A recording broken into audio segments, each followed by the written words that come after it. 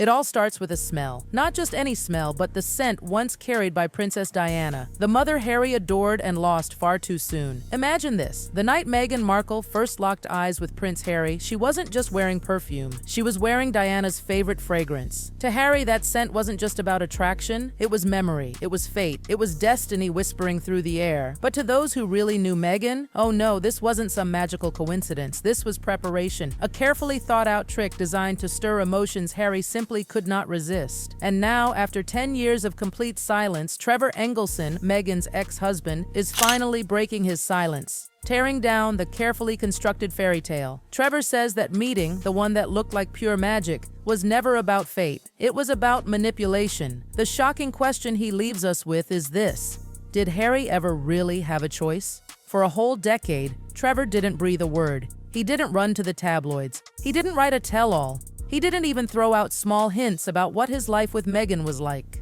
Instead, he moved on. He built his career, started a family, and while the world obsessed over Meghan's rise from TV actress to duchess, Trevor stayed quiet in the shadows. And that silence? It gave him something priceless in today's world: credibility. Because when someone stays silent for 10 years and then finally speaks, people pay attention. And now, what Trevor has revealed is not the rant of a bitter ex. It's something far more dangerous. Disturbing details that flip Meghan's carefully scripted love story upside down. For Meghan, who has spent years crafting and controlling her narrative, Trevor's voice is the one thing she could never silence. Because he's not a palace insider, not a royal reporter, and not some anonymous critic hiding online. He is the man who knew her before the cameras, before the crown, before the fairy tale. And one of Trevor's most chilling claims? It doesn't even involve Harry directly. According to Trevor's circle, Meghan once made a vision board. Now, we've all heard of those. People pinning their dream houses, their dream jobs, maybe even their dream vacations. But Meghan's board? Oh, it wasn't about a house, it wasn't about a career, it wasn't even about starting a family. Right there in the center of it, pinned like the ultimate prize, was Prince Harry himself. Let that sink in. Harry wasn't some chance encounter. He wasn't destiny. He wasn't romance. He was a target, a goal. Meghan studied the royal family, learned their dynamics, mapped her path, and Harry, not as a man, but as a symbol, was at the very heart of her ambition. And this one detail cracks the fairy tale wide open, because suddenly what the world thought was love at first sight now looks like cold calculation. What looked like destiny starts to feel like design. And the haunting question surfaces: did Meghan ever truly love Harry, or was he always just part of the plan? The vision board makes her look deliberate, but then comes the perfume, that chillingly precise perfume choice. When Meghan finally met Harry, she allegedly wore Princess Diana's signature scent, a fragrance Harry had known since childhood, a fragrance forever tied to his mother, the woman he lost in tragedy. Sources say Harry was overwhelmed. The scent washed over him like a tidal wave, drowning him in memories, emotions, and that deep sense of destiny. To Harry, it was fate. But to Meghan, those who knew her insist it was strategy. This wasn't accident. This was preparation.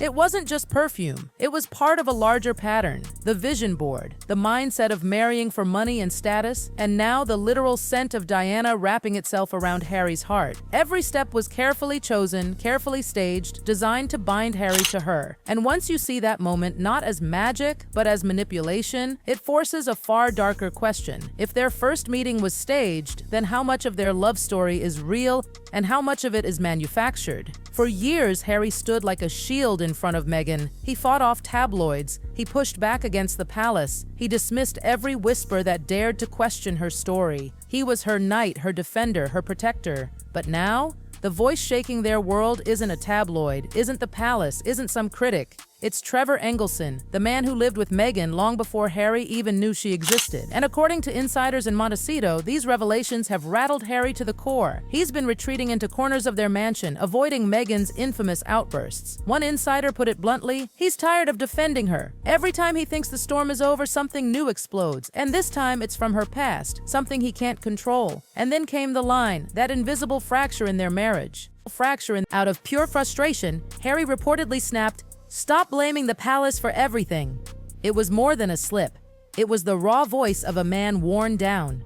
A man starting to wonder if the past he defended so fiercely was ever the truth at all. When Trevor's words first hit the headlines, Meghan's reaction inside Montecito was nothing short of explosive. Staffers described it like watching a storm tear through the mansion. She stormed into a private meeting room, slammed the door so hard the walls shook, and unleashed a fury no one had ever witnessed before. Her voice carried down the hall as she screamed at her team. He was supposed to be silenced forever. How did this get out? The room dissolved into chaos. Meghan accused her press staff of betrayal. She raged at her advisors for incompetence. Aides slipped away quietly, terrified to face her wrath. One insider later admitted, "We'd seen Meghan angry before, but this was different. This wasn't just rage. This was fear. Fear that Trevor's words had cracked through the carefully built walls she had constructed around her past. Fear that the image she had fought tooth and nail to protect was beginning to slip away. By midday, her legal team was already on the move. Cease and desist letters flew out to outlets. Drafts for a gag order were prepared. But there was one massive problem.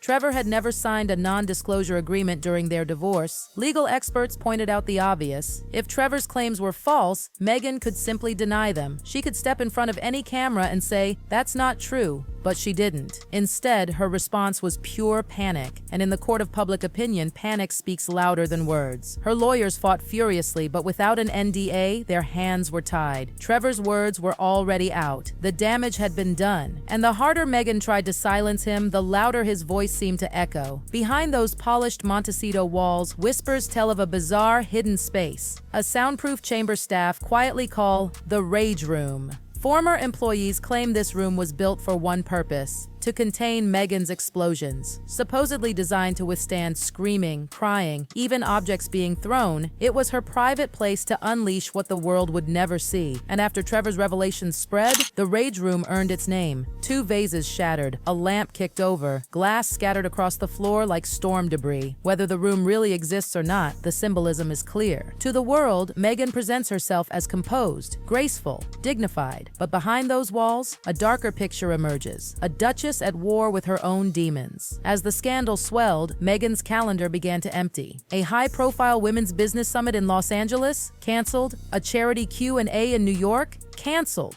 PR insiders whispered the truth. She wasn't stable enough to face the press. She knew the first question would be about Trevor, and she had no answer prepared. But here's the thing. In the public eye, silence doesn't look like strength. It looks like guilt. A woman with nothing to hide would have faced the cameras and denied it all. Instead, Meghan withdrew. And with each cancellation, the image she had worked so hard to build, the strong, empowered duchess who claimed she would never be silenced, began to crumble. Because now it was her silence that spoke louder than anything else. For years, Meghan's entire brand stood on 3 golden pillars: empowerment, authenticity, resilience. She was the outsider who rose against impossible odds, the duchess who refused to be broken, the woman who gave a voice to those who had been silenced. But Trevor's revelations turned those pillars to dust. Authenticity now looked like cold calculation. Empowerment looked like raw ambition at any cost. Resilience looked less like strength and more like uncontrollable rage. And the public noticed. Audiences began revisiting her old podcasts, rewatching her interviews, dissecting her documentaries. What once sounded heartfelt suddenly seemed rehearsed. Questions swirled. Were those confessions from the heart, or carefully crafted performances designed to win sympathy? The line between truth and theater blurred, and those cracks in her image, once hidden, were now wide open for the entire world to see. Trevor's words, disturbing as they were, might only be the beginning. Insiders whispered that the darkest details of their marriage remain untold. Out of respect, or maybe restraint, Trevor had held back. But with Meghan scrambling to regain control, Trevor was weighing his next move. A memoir, perhaps, or another interview, this time with receipts. Inside Montecito, panic was boiling. Meghan's legal team worked around the clock, scrambling to block publishing deals and draft new cease and desist letters. But without an NDA, there was little they could do.